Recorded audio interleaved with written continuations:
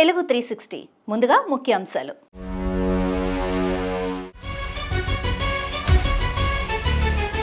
విజయవాడలో కార్మిక సంఘాల సమ్మె, లేబర్ కోడ్లు రద్దు చేయాలని డిమాండ్.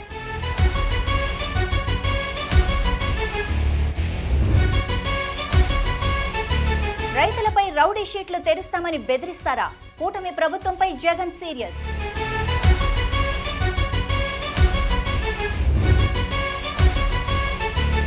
అశోక్ గజపతిరాజుకి గవర్నర్ పోస్ట్, ఏపీకి కేంద్రం ఆఫర్.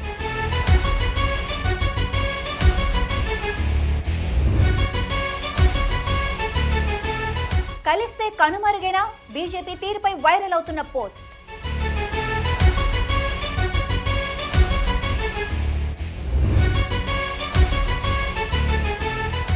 రాజాసింగ్ కు పోటీగా మాధవీలత, గరం గరంగా గోషామహల్.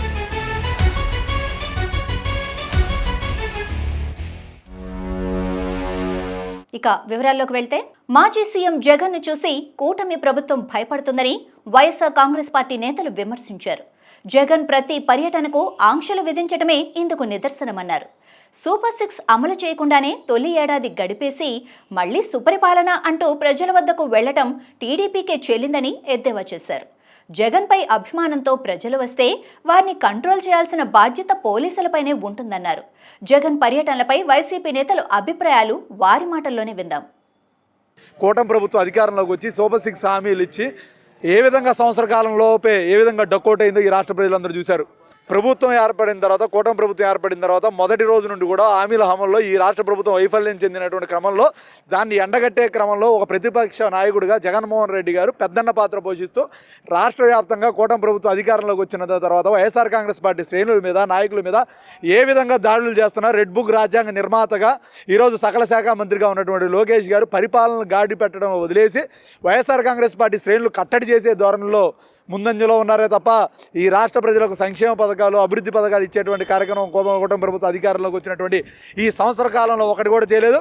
జగన్మోహన్ రెడ్డి గారు బయటకు వస్తే ఈ రాష్ట్రానికి ముఖ్యమంత్రిగా చంద్రబాబు నాయుడు గారు ముఖ్యమంత్రిగా ఉన్నారా, జగన్మోహన్ రెడ్డి గారు ముఖ్యమంత్రిగా ఉన్నారా అనే విధంగా రాష్ట్రంలో ఏ కార్యక్రమం మొదలుపెట్టినా, పొదిలి కానివ్వండి, సత్తెనపల్లి కానివ్వండి, ఇంకో చోట మొదలుపెట్టినా ప్రజలు దండోపతండాలుగా వస్తున్నారు.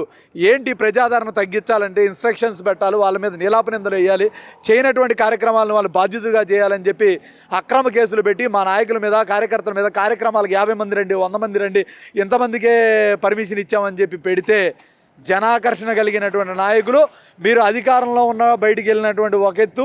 జగన్మోహన్ రెడ్డి గారికి మీరు అంటున్నారు పులివెందుల ఎమ్మెల్యేకి ఇంత జనాలు రావాల్సిన అవసరం ఉంది. జగన్మోహన్ రెడ్డి గారిని చూడాలన్నా, ఆయనను చూసి తట్టుకోవాలన్నా సరే అంత దమ్ము ధైర్యం ఎవరికి లేకే, సొంతగా పోటీ చేయలేక రకరకాల పార్టీలని తోడుగా తెచ్చుకొని ఈరోజు ఒక పక్క జనసేనాని, ఒక పక్కన కాంగ్రెస్ని, ఇట్లా రకరకాల తోక పార్టీలన్నింటినీ పక్కన పెట్టుకొని ప్రభుత్వాన్ని చేజిక్కించినటువంటి ఘనత మరి టీడీపీకే దక్కుతుంది.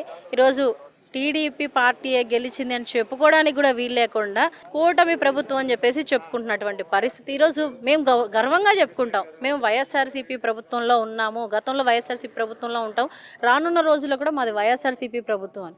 మరి ఎక్కడైనా టీడీపీ నాయకులు చెప్పుకోగలరా మాది కూటమి ప్రభుత్వం అని చెప్పేసి 3 జెండాలు పట్టుకుని తిరిగేటటువంటి పరిస్థితి వాళ్ళది. మరి అటువంటప్పుడు ఈరోజు జగనన్న మళ్ళీ ప్రజల్లోకి వెళ్తా ఉన్నారు, జగనన్న ఒక ఊరు వెళ్తున్నారు అని అంటే దడ పుడతా ఉంది, వాళ్ళకి వణుకు వస్తూ ఉంది. మరి మొన్నటికి మొన్న ఆయన పర్యటన చూసుకున్నా సరే, అంతకుముందు గుంటూరులో ఎక్కడైనా సరే జగనన్న ఏదైనా ఒక ప్రాంతానికి వెళ్తున్నారు అని అంటే జనాలు విపరీతంగా జగనన్నని చూడాలి, జగనన్నని కలవాలి, మా కష్టాలు జగనన్నకు చెప్పుకోవాలి, మా బాధలు ఎవరైనా వింటారు అని అంటే అది కేవలం వైఎస్ జగన్మోహన్ రెడ్డి గారు మాత్రమే చేయగలరు అని చెప్పేసి ఒక ఆనందంతో, ఒక ఇదితోటి జగనన్నని కలవాలని చెప్పేసి ఈరోజు ఆంధ్ర రాష్ట్రంలో ప్రజలందరూ కూడా బ్యారికేడ్లు పెట్టి పోలీసులు ఆపినా సరే తోసేసి పరిగెత్తేటువంటి పరిస్థితి. అంతటి అభిమానం జగనన్న సంపాదించుకున్నారు. మరి అంతటి అభిమానం, ప్రజాదరణ జగనన్న దగ్గరికి వస్తూ ఉంటే ఈ కూటమి ప్రభుత్వంలో నాయకులు ఎలా ఓరవగలరండి? అందువల్లే ఈ ఆంక్షలు. జనరల్లీ వీళ్ళకి బాగా భయం చుట్టేసుకుందండి అధికార పార్టీకి. ఎందుకంటే ఇటీవలే సంవత్సర కాలం పూర్తయినటువంటి నేపథ్యంలో చంద్రబాబు నాయుడు గారు ఏదైతే వాళ్ళ పరిపాలన ఏ విధంగా ఉంది ప్రజల్లోనే దాని మీద సర్వే చేయించుకున్నారో, వాళ్ళకి ఫేవరబుల్గా ఉండేటటువంటి సర్వే సంస్థలు ఏవైతే ఉన్నాయో అవే లిటరల్లీ ఇప్పటికిప్పుడు ఎలక్షన్స్ వస్తే జగన్మోహన్ రెడ్డి గారు 98 సీట్లతో ఖచ్చితంగా మళ్ళీ గవర్నమెంట్ ఫామ్ చేస్తాడు అని వాళ్ళు చెప్పడం జరిగింది.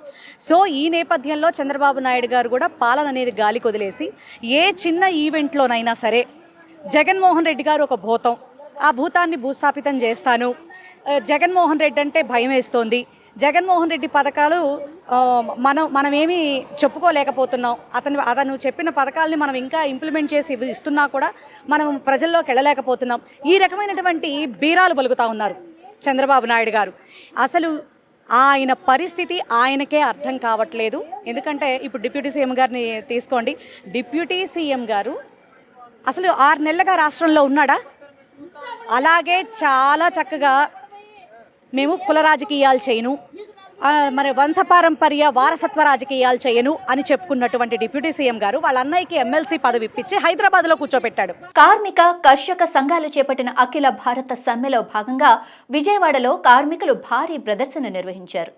ఎర్ర జెండాలు చేతబూని వామపక్ష పార్టీల అనుబంధ సంఘాలతో కలిసి డిమాండ్ల సాధనకై ఉద్యమించారు.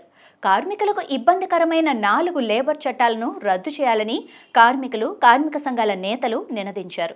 కార్మిక కర్షక సంక్షేమానికి చర్యలు తీసుకోవాలని కోరారు. కేంద్ర రాష్ట్ర ప్రభుత్వాలు తమ నియంత పోకడలు విడనాడాలని, లేని పక్షంలో మరింత ఉధృతంగా ఉద్యమాలు చేపడతామని హెచ్చరించారు. దేశవ్యాప్తంగా చారిత్రాత్మకమైనటువంటి సమ్మె నిరసన జరగబోతూ ఉంది. దేశవ్యాప్తంగా కోట్లాది మంది కార్మిక సోదరులు సమ్మె నిర్వహిస్తూ ఉన్నారు.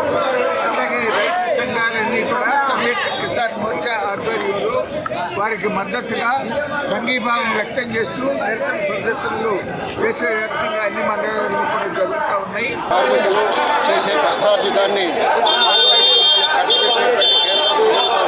నిరసనగా ఈ రోజున దేశంలో 540 రైతు సంఘాలు, 11 జాతీయ ట్రేడ్ యూనియన్లు, వేల కొలది వాటి అనుబంధ ప్రదర్శనలు, ధర్నాలు, నిరసనలు నిర్వహిస్తూ ఉన్నాయి. ఇది ఆరంభం మాత్రమే. ఈ విధానాలను మోడీ ప్రభుత్వం మార్చుకోకపోతే మరింత పెద్ద ఎత్తున పోరాటాన్ని సన్నద్ధం అవుతామని చెప్పి ఈ రోజున నరేంద్ర మోడీ ప్రభుత్వాన్ని హెచ్చరిక చేస్తూ ఉన్నాం. బీజేపీ ఎన్డీఏ ప్రభుత్వం కార్మిక హక్కుల మీద దాడి చేస్తోంది, లేబర్ కోడ్లను తెచ్చింది. ఈ లేబర్ కోడ్లన్నింటినీ కూడా రద్దు చేయాలని చెప్పి దేశవ్యాప్తంగా కార్మిక వర్గం, ఉద్యోగ వర్గాలు ఈరోజు సార్వత్రిక సమ్మె నిర్వహిస్తున్నాయి. ఈ సమ్మెకి మద్దతుగా రైతు సంఘాలు, వ్యవసాయ కార్మిక సంఘాలు, సంయుక్త కిసాన్ మోర్చా మద్దతు తెలుపుతోంది. కేంద్రంలోని మోడీ ప్రభుత్వం లేబర్ కోడ్లను వెంటనే రద్దు చేయాలి, కనీస వేతనాలు 26,000కు పెంచాలి, అమలు చేయించాలి, సమాన పనికి సమాన వేతనం ఇవ్వాలి. భవన నిర్మాణ కార్మికులు, హమాలీ కార్మికులు, ఆటో కార్మికులు లాంటి అసంఘటిత కార్మికులందరికీ కూడా భద్రతా చట్టాన్ని తీసుకురావాలి, దాన్ని అమలు చేయాలి. స్కీమ్ వర్కర్లుగా ఉన్న అంగన్వాడీలు, ఆశాలు, మిడ్ డే మీలు, సమగ్ర శిక్ష, నేషనల్ హెల్త్ మిషన్ తదితర స్కీమ్ వర్కర్లందరినీ కూడా కార్మికులుగా గుర్తించి సమాన పనికి సమాన వేతనాలు ఇవ్వాలి, రెగ్యులర్ చేయాలి. సార్వత్రిక సమ్మె జరుగుతున్న విషయం మీ అందరికీ కూడా తెలుసు. ప్రధానంగా నరేంద్ర మోడీ అధికారంలోకి వచ్చిన తర్వాత ఒకవైపున దేశానికి సంపద సృష్టిస్తున్నటువంటి కార్మిక వర్గం పైన, దేశానికి వెన్నుముకైనటువంటి రైతాంగం పైన నరేంద్ర మోడీ దాడి ప్రారంభించిన విషయాన్ని మనందరం కూడా చూస్తున్నాం. అందుకని ప్రధానంగా 42 కార్మిక చట్టాలు కార్మిక వర్గానికి పోరాటాల ద్వారా సాధించుకుంటే ఈ 42 కార్మిక చట్టాలని నరేంద్ర మోడీ రద్దు చేసి వాటి స్థానంలో 4 లేబర్ కోడ్లు పెట్టడం ద్వారా కార్మిక వర్గానికి ఉన్నటువంటి సర్వ హక్కులు కూడా కోల్పోవాల్సినటువంటి పరిస్థితులు వచ్చినాయి. అందుకని గత 7-8 సంవత్సరాలుగా లేబర్ కోడ్లు రద్దు చేయాలని చెప్పేసి రద్దు చేసినటువంటి 42 కార్మిక చట్టాలను పునరుద్ధరించాలని ఈ పోరాటం జరుగుతూ ఉంది.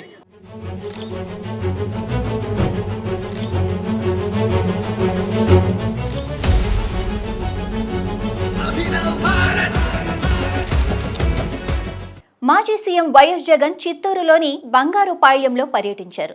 ఈ సందర్భంగా జగన్ మాట్లాడుతూ రైతుల జీవితాలు నాశనం చేయాలని కూటమి కుట్రలు చేస్తోందని అన్నారు. రైతులను రౌడీ షీటర్లతో పోలుస్తారా? రైతుల సమస్యలపై మాట్లాడితే భయం ఎందుకు అని ప్రశ్నించారు. ఏ పంటకు కూడా గిట్టుబాటు ధర లేదని, రాష్ట్రంలో రైతుల పరిస్థితి దారుణంగా ఉందన్నారు. వైఎస్ఆర్సీపీ హయాంలో మామిడి పంటకు గిట్టుబాటు ధర ఉండేదని, కర్ణాటకలో కేజీ మామిడి 16 కొంటున్నారని అన్నారు. రాష్ట్రంలో మామిడికి కనీసం 12 రూపాయలు కూడా ఇచ్చే పరిస్థితి లేదన్నారు.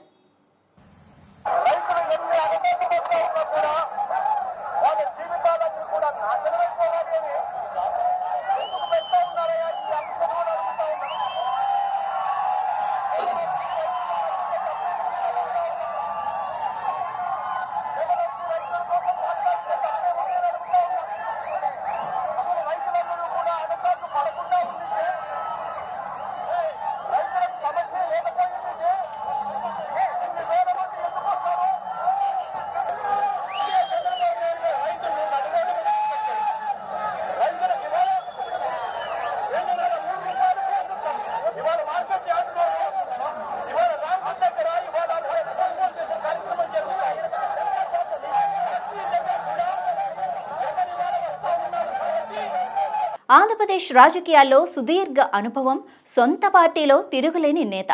రాష్ట్రం నుంచి కేంద్రం వరకు ఎన్నో ఉన్నతమైన పదవుల్లో పనిచేసిన చరిత్ర ఆయంది. 4 దశాబ్దాల పొలిటికల్ కెరీర్లో ఒక్క అవినీతి మరక కూడా అంటని లీడర్. అలాంటి ఆ నాయకుడు గత ఎన్నికల్లో పోటీ చేయకుండా తనకి తానుగా ప్రత్యక్ష రాజకీయాల నుంచి తప్పుకున్నారు. అయితే ఇప్పుడు ఆ నాయకుడి పేరు ఒక ప్రత్యేక పదవి రేసులో మళ్ళీ ప్రత్యేకంగా ఫోకస్ అవుతోంది. ఇంతకీ ఎవరా పెద్దాయన? ఆయనకు దక్కనున్న పదవి ఏంటి? Abhinav Bharat special story.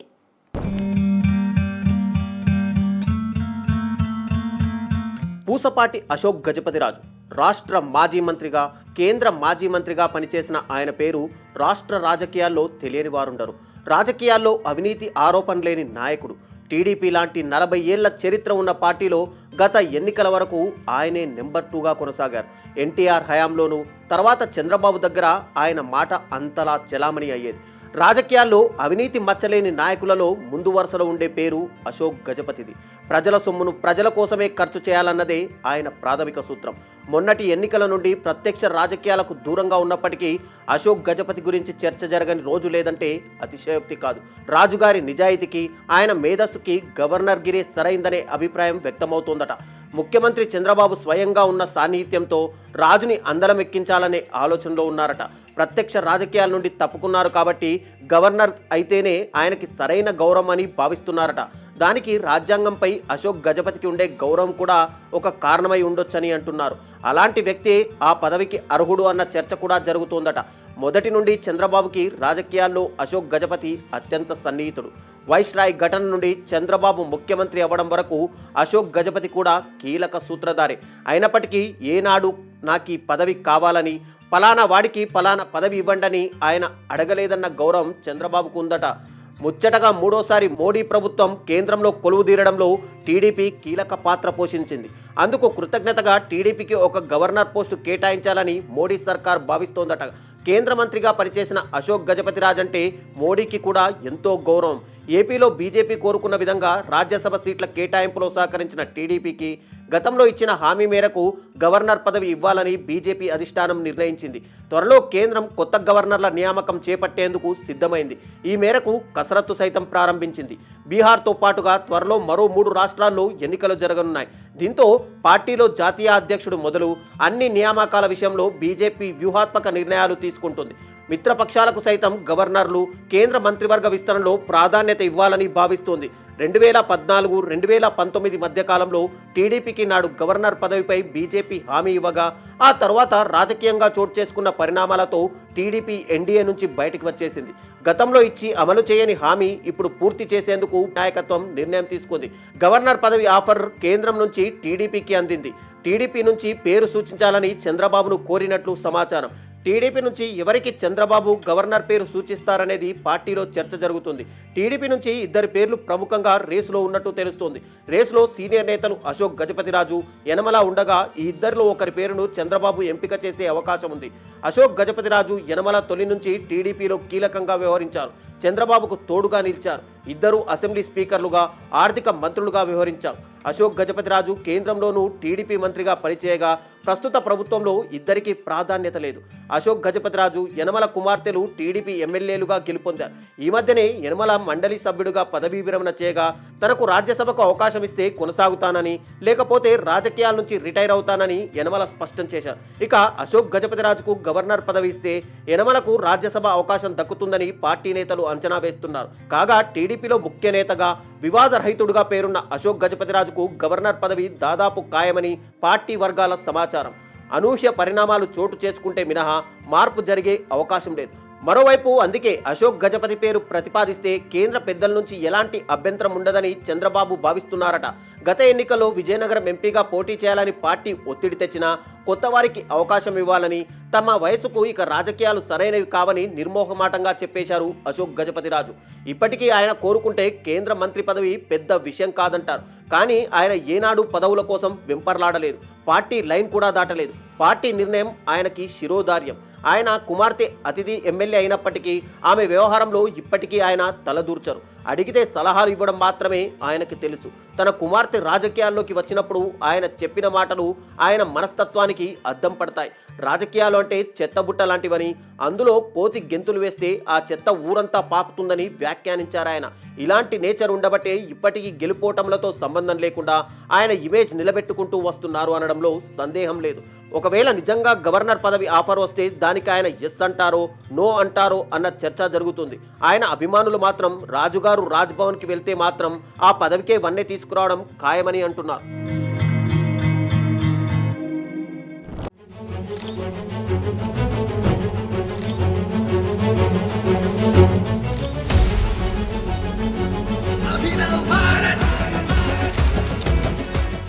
బీజేపీతో పొత్తు పెట్టుకున్న లేదా బీజేపీకి మద్దతు తెలిపిన పార్టీల మనుగడను బీజేపీనే కలరాస్తుందా అంటూ ఒక పోస్ట్ ఇప్పుడు పొలిటికల్ సర్కిల్స్లో బాగా సర్క్యులేట్ అవుతోంది. దీనికి ఉదాహరణగా మొట్టమొదట ప్రస్తావించబడిన పార్టీ శివసేన. శివసేనను రెండుగా చీల్చిన బీజేపీ ప్రస్తుతం తన పొత్తులో ఉన్న షిండే నాయకత్వంలోని శివసేన పార్టీని ఐసీయూలోకి నెట్టిందని అందులో ప్రస్తావించారు. ఎన్సీపీని చీల్చుకొని వచ్చి బీజేపీతో చెలిమి చేసిన అజిత్ పవార్ పరిస్థితి కూడా ఇప్పుడు అలాగే ఉందన్న మరో ఎగ్జాంపుల్ కూడా చెప్పారు. రాజకీయంగా పెద్ద చర్చకు తెరలేపిన ఆ పోస్ట్ పూర్తి సారాంశమేంటో ఒక్కసారి చూద్దాం. దేశంలో బీజేపీ ఎప్పుడెప్పుడు ఏ పార్టీలతో పొత్తు పెట్టుకుంటుందో, తరువాతి కాలంలో ఆ పార్టీల మనుగడ ఏమవుతుందో వివరించిన ఒక పొలిటికల్ పోస్ట్ సర్వత్రా చర్చనీయాంశంగా మారింది. అస్సాం గణ పరిషత్తో మొదలుపెట్టి భవిష్యత్తులో టీడీపీ, జేడీయూల పరిస్థితి కూడా అలాగే ఉంటుందని జోస్యం చెప్పారు. 3 అడుగుల నేల అడిగిన వామనుడికి 3వ అడుగు వేయక తప్పదు కాబట్టి ఎక్కడైనా వేయొచ్చు. అది అధికార పక్షమైన ప్రతిపక్షమైన బీజేపీకి సంబంధించినంత వరకు ఒకటే అనేది వారి వాదన. రాజకీయాలలో శాశ్వత శత్రుత్వం కానీ శాశ్వత మిత్రుత్వం కానీ ఉండదు అంటారు. అది చంద్రబాబు విషయంలో నిజమే అవ్వచ్చు, కానీ బీజేపీ విషయంలో మాత్రం కొద్దిగా తేడా ఉంటుంది. బీజేపీకి శత్రువులు అనేవారే ఉండరు. అంటే శత్రువైన మిత్రుడిగా చేసుకోవడం ఎలానో బీజేపీకి బాగా తెలుసు. ఇంకా కరెక్ట్గా చెప్పాలంటే మోదీకి, అమిత్ షాకు చాలా బాగా తెలుసు.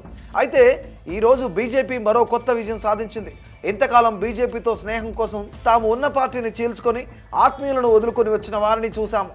కానీ ఇప్పుడు ఒకరిపై ఒకరు కత్తులు దూసుకున్న ఇద్దరు రాజకీయ ప్రత్యర్థులను కూడా కమలం నేతలు ఏకం చేశారు. మరాఠా భావోద్వేగాన్ని రగిల్చి మహారాష్ట్ర రాజకీయాలలో తనదైన ముద్ర వేసిన శివసేన స్థాపకుడు బాల్ ఠాక్రేకి కూడా సాధ్యపడిన పనిని ఫడ్నవీస్ సాధించాడు. రాజ్ ఠాక్రేని, ఉద్ధవ్ ఠాక్రేని ఒకే వేదికను పంచుకునేలా చేశాడు. హిందీని బలవంతంగా రుద్దే ప్రయత్నానికి వ్యతిరేకంగా వారిద్దరూ కలిసి పోరాడటానికి సిద్ధమయ్యారు. ఇద్దరు కలిసి పంచుకున్న వేదికను చాలా సంయమనంతో హుందాగా నిర్వహించారు. 2 పార్టీల జెండాలు లేకుండా అజెండా మాత్రమే కనిపించేలా చేయటం ఒక శుభ పరిణామం. ఆ సమావేశంలో రాజ్ మాట్లాడుతూ బాల్ ఠాక్రే కూడా చేయలేనిది ఫడ్నవీస్ చేయగలిగారు. కలిసి ఉండటం కోసమే కలిశాము అంటూ ఉద్ధవ్ సభా ప్రాంగణాన్ని ఉత్తేజపరిచారు. హిందీ మాట్లాడే రాష్ట్రాలన్నీ పేదరికంలోనే ఉండగా హిందీ నేర్చుకుంటేనే అభివృద్ధి సాధించగలం అని అమిత్ షా అనడం అర్థం లేని మాట అని అన్నారు రాజ్ ఠాక్రే. భావోద్వేగం వీరిద్దరిని కలిపింది. గతంలో అధికారం కోసమే కుటుంబంలో స్పర్ధలు రేగాయి. మరి ఈ కలయిక అధికారం కోసమా లేక శివసేనకు గత వైభవం తీసుకొచ్చేందుకా అనేది మరికొంత సమయం తర్వాత తెలుస్తోంది. కానీ ప్రస్తుతం శివసేన పార్టీ వీరిద్దరి చేతుల్లోనూ లేదు. ఆ రోజు స్వార్థంతో పార్టీని చీల్చుకొని వెళ్లిన షిండేకి ప్రభుత్వంలో గౌరవప్రదమైన స్థానమూ లేదు. మరలా ఎన్నికల నాటికి అఫీషియల్ శివసేన పరిస్థితి ప్రస్తుతం కంటే మెరుగుపడే అవకాశం కనిపించడం లేదు. శివసేన మాత్రమే కాదు, ప్రాంతీయ పార్టీల్లో ఒకసారి చీలిక వచ్చిందంటే కోలుకోవడం కష్టం. తమిళనాడులో అధికారంలో ఉన్న రోజుల్లోనే బీజేపీతో చెలిమి చేసిన ఏఐఏడీఎంకే పరిస్థితి కూడా అలాగే ఉంది. కోలుకుంటుంది అనే ఆశ కనిపించడం లేదు. ఇప్పుడు రాజ్ ఠాక్రే, ఉద్ధవ్ ఠాక్రే వారి పార్టీలను కలిపిన షిండే వీరితో కలిసిపోయే సాహసం చేస్తాడని అనుకోలేము. వీరు మరికొద్దిగా ముందుకు పోయే దశలో వీరిద్దరి పాత చిట్టాలలో ఏదో ఒకటి వీరిని ఇబ్బంది పెట్టే అవకాశం ఉంటుంది. వీరిద్దరూ స్టేజ్ పంచుకునే హడావుడిలో ఉండగానే సుశీల్ కిడియా అనే ఇన్వెస్టర్ తాను 25 సంవత్సరాల నుండి ముంబైలో ఉన్నాను, అయినా తనకు మరాఠీ తెలవదని, నేర్చుకోను అని సవాల్ చేస్తూ పోస్ట్ పెట్టారు. రాజ్ ఠాక్రే పార్టీ ఎంఎన్ఎస్ సభ్యులు ఆయన ఆఫీస్ పైన దాడి చేశారు. ఒక భాషను రుద్దటం గురించి పోరాటం చేయటానికి సంసిద్ధమవుతూ మరో భాషను బలవంతంగా ఇంకా చెప్పాలంటే హింసించి అయినా ఒప్పించే ప్రయత్నం చేస్తున్నారు. హిందీకి అభివృద్ధికి సంబంధం లేదనేది వాస్తవం, కానీ మరాఠీకి అభివృద్ధికి కూడా సంబంధం ఉండదు. ఇంత సంకుచితంగా ఆలోచిస్తే ప్రజలు ఆమోదం పొందలేరనేది ఒప్పుకోవాల్సిన వాస్తవం. బీజేపీ తాను చేయదలుచుకున్న పనిని చాప కింద నీరులా చేసుకుంటూ వెళుతోంది. శివసేన పెట్టిన రోజు పరిస్థితులు ఇప్పుడు పూర్తిగా మారిపోయాయి. ప్రపంచమంతా ముంబైలో ఉంది. ప్రపంచంలో ఉన్న భాషలన్నీ ముంబైలో మనకు వినిపిస్తుంటాయి. శివసేన ముంబైలో తప్ప రాష్ట్రంలో విస్తరించింది తక్కువ, పల్లెల్లో మరీ తక్కువ. ఇద్దరూ కలిసి మరాఠీ ఉద్యమం కొనసాగిస్తూనే ముంబై నుండి పట్టణాలలో, పల్లెల్లో పార్టీని నిర్మించుకునే ప్రయత్నం చేస్తారేమో చూడాలి. గుజరాతీ అయినా, యూపీ వారు అయినా ముంబైలో ఉండవచ్చు, కానీ మరాఠీ మాత్రం నేర్చుకోవాలి అనే నిబంధన చాలా మందిని పార్టీకి దూరం చేస్తుంది. మరోపక్క రాజ్ ఠాక్రే, ఉద్ధవ్ ఠాక్రేకి రాజకీయాల్లో కొనసాగక తప్పని పరిస్థితి. అన్నదమ్ములు ఇద్దరూ కలిసి తామంటే అభిమానం ఉన్న వారిని కలుపుకుని పార్టీని ఇంకా బలపరుచుకునే ప్రయత్నం ఎంతవరకు చేస్తారో చూడాలి. బీజేపీని దెబ్బకొట్టడం అంత సులభం కాదు. 20 సంవత్సరాల తర్వాత రాజ్ ఠాక్రే, ఉద్ధవ్ ఠాక్రే కలిసిపోయి వారి రాజకీయాలు వారు చేసుకోవటమో, శివసేన పార్టీని వారి సొంతం చేసుకోవటమో అనే విషయంలో ఎవరికీ అభ్యంతరం ఉండదు. పార్టీని పట్టణాలలో, పల్లెల్లో విస్తరించుకోవడం కూడా వారి హక్కు. కానీ ఎవరు ఏ భాష నేర్చుకోవాలి అనే విషయం వారికి సంబంధించినది కాదు. 20 సంవత్సరాల తర్వాత కలుసుకున్న ఠాక్రేలు మహారాష్ట్ర రాజకీయాలను శాసించగలుగుతారా లేదా అనేది ఇప్పటికిప్పుడు చెప్పగలిగే పరిస్థితి లేదు. బీజేపీని తట్టుకోవాలి, కాంగ్రెస్ను కలుపుకోవాలి, శరద్ పవార్ బలపడాలి. వీటన్నిటికంటే ముఖ్యంగా ఉమ్మడిగా ఎదిగేందుకు వీరిద్దరి మధ్య సఖ్యత మరింత బలపడాలి. ఇవన్నీ ఎంతవరకు సాధ్యపడతాయో, ఎలాంటి ఫలితాలనిస్తాయో చూడాలి. ఇవే ఇప్పటివరకున్న అప్డేట్స్. మరిన్ని అప్డేట్స్తో మళ్ళీ కలుద్దాం. అంతవరకు చూస్తూనే ఉండండి అభినవ్ భారత్.